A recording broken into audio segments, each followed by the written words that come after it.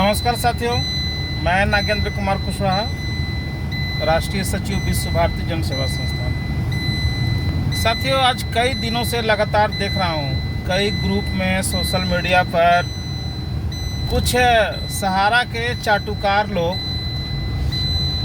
Active हो गए हैं और वे बार बार लिखते हैं, बार बार वीडियो बनाकर कहते हैं कि केंद्र सरकार, सुप्रीम कोर्ट हमें आदेश कर दे भुगतान देने के लिए ब्रांचों से। मेरे पास 5000 ब्रांच है, इतने सारे रीजन है, इतना इंफ्रास्ट्रक्चर है, 2 लाख करोड़ रुपए की संपत्ति है, इत्यादि इत्यादि बहुत तरह का बात ये लोग लगातार कई दिनों से कर रहे हैं। मुझे ये समझ में नहीं आ रहा है कि लोग आखिर सहारा के जमाकर्ता और कार्यकर्ता को समझ क्या रखे हैं। क्या सब के सब भोले भाले और मूर्ख लोग ही हैं जो इनके झांसे में आते चले जाएंगे? लगातार 10-12 साल से इन्होंने क्या क्या बातें कहा कि कभी ये प्रॉब्लम के चलते भुगतान नहीं कर रहे हैं तो अब शुरू हो जाएगा, तो ये हो जाएगा, और अब एक नया सिगुफा लोग छोड़ना शुरू कर दिए। अब हमको जरा कोई ये समझा दे, ये जितने भी सहारा के चट्टे बट्टे हैं, ये जो मधुमक्खी की तरह मंडरा रहे हैं, एक व्यक्ति भी मेरे को दिखा दे कि किसी भी सरकारी आदेश या किसी भी कोर्ट का ऐसा कोई आदेश इनको मिला है जिसमें ये लिखा हुआ है कि सहारा को भुगतान करना मना है, सहारा भुगतान नहीं कर सकता है, पोर्टल खुल गया, अब केवल पोर्टल से ही भुगतान होगा। ऐसा एक भी आदेश है क्या?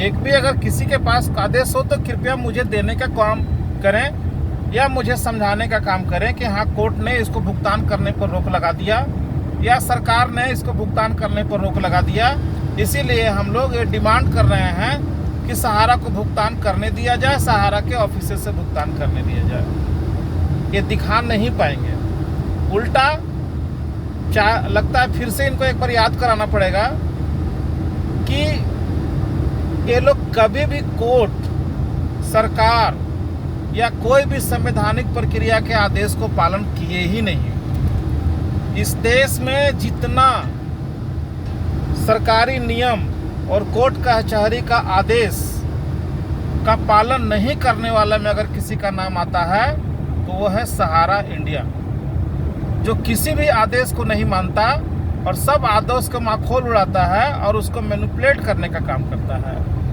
31 अगस्त 2012 को जजमेंट आया था कि सहारा की 2 कंपनियों का भुगतान कर दो। इन्होंने क्या किया? भुगतान किया क्या?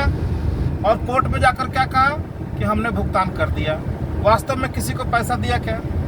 कोऑपरेटिव में कोर्ट का आदेश था कि आपका नया काम पे रोक लगाते हैं लेकिन पुराना आप भुगतान कर सकते हो, तो इन्होंने भुगतान किया क्या?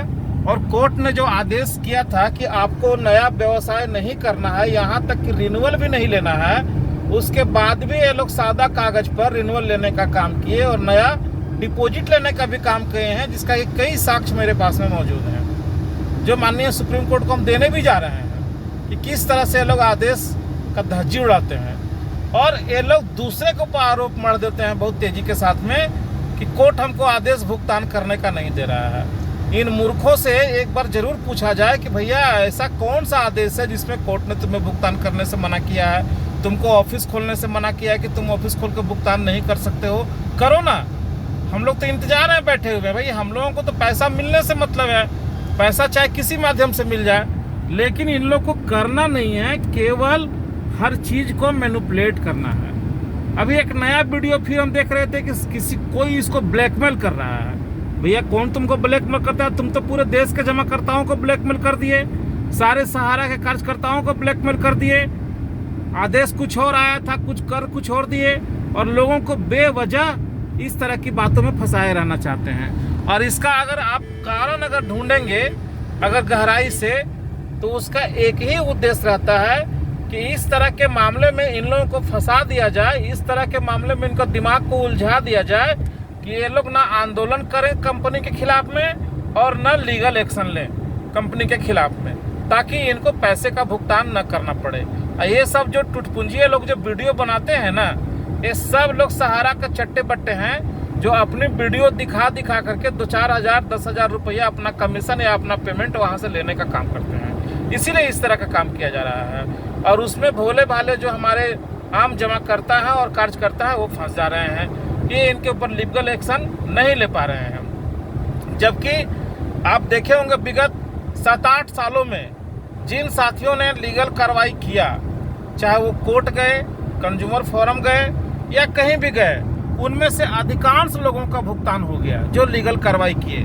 और जो लोग कंपनी के भरोसे आज भी बैठे हुए हैं कि ये पैसा हमको सहारा वाला दे देगा, उन लोगों को पैसा आज तक न मिला, और उसी में से ज़्यादातर लोग डिप्रेशन में आकर के सुसाइड जैसा काम भी कर दिए। तो साथियों, इनको पहचाने, इनके चेहरों को पहचाने, और जितना जल्द पहचान लेंगे उतना जल्द आपका भला होगा। आप तमाम साथियों से मेरा सलाह होगा, आग्रह तो चूँकि बहुत बार कर चुके हैं, सलाह होगा कि आप लोग ज़्यादा से ज़्यादा सहारा इंडिया के ऊपर लीगल कार्रवाई करें। लीगल कार्रवाई करने का तरीका कुछ भी हो सकता है, या तो इनके खिलाफ में FIR कराएं, इनके अधिकारियों को जेल भिजवाने का काम करें, माननीय सुप्रीम कोर्ट में जो रीट याचिका हम लोगों ने लगाया है उसमें शामिल हो जाएं, आप कंज्यूमर कोर्ट में चले जाएं, कहीं भी कुछ करें, लेकिन करें जरूर, क्योंकि समय बहुत तेज़ी के साथ बीतता जा रहा है और इनकी भाषा और प्रवचन भी लगातार बदलता जा रहा है। अगर आप आज भी चूक गए लीगल कार्रवाई करने से, तो आपका जो जमा धन बरसों बरस से जो आपने रखा था कि हम अपनी बेटी की शादी कराएंगे, हम अपने बच्चों को फीस भरेंगे, हमारा बुढ़ापा का सहारा MIS होगा, वो सब पैसा आज डूबने के कगार पे है। आप उम्मीद कर रहे हैं माननीय अमित शाह जी से कि वो सहकारिता मंत्री बन गए हैं तो वो हमारा भुगतान करा देंगे, तो यहाँ भी आप मूर्ख बन रहे हैं, क्योंकि विगत कई वर्षों से सहकारिता मंत्री का पद उन्हीं के पास था, और वो भी हम लोगों को बरगलाने का और झिलफिलाने का काम किए। आपने देखा इस चुनावी मौसम में 4 बार मंचों से उन्होंने भाषण दिया, और सहारा के बारे में बोलने पर वो जब मजबूर हो गए तो अनाप शनाप बोल करके चले गए। कहीं कह दिए कि 12 लाख करोड़ रुपया से भुगतान कराएंगे, तो कहीं कह दिए मामला कोर्ट में है, तो कहीं कह दिए कि 85,000 करोड़ का भुगतान कराएंगे, जबकि सारा का सारा जो इनका बात है सब जुमला है। एक कभी भी इंटरव्यू में कह देंगे कि सब बातें मेरा जुमला था, हम ऐसा कुछ भी नहीं कर रहे हैं। तो साथियों, आप सबसे मेरा रिक्वेस्ट यही होगा कि ना आप सरकार के झांसे में आवें, ना सहकारिता मंत्री के झांसे में आवे, और ना सहारा इंडिया के किसी भी चट्टे बट्टे जो हैं उनके झांसे में आवे, क्योंकि इनके जो बड़े अधिकारी हैं सब अपने जुबान पे ताला लगा लिए हैं। वो लोग कुछ नहीं बोलते, लेकिन उनके खरखान लोग जो हैं यही लोग ज़्यादा बोलते हैं। इन सभी की झांसा में मत आवें, और आप लोग लीगल कार्रवाई करने के लिए ज़्यादा से ज़्यादा एग्रेसिव होकर के कार्रवाई करें, और इन अधिकारियों को जेल भिजवाएं, तभी आपका पैसा मिल सकता है, और नहीं तो आपका सारा का सारा पैसा डूब सकता है। हो सकता है मेरी बात आपको थोड़ी सी अलग लगे, लेकिन जो सच है वो यही है। आप इसको स्वीकार करें, और जितना जल्द से जल्द कार्रवाई में लग जाए तभी आपका भुगतान मिल पाएगा, और नहीं तो आपका पैसा डूबने से कोई नहीं बचा सकता है। नमस्कार, जय हिंद,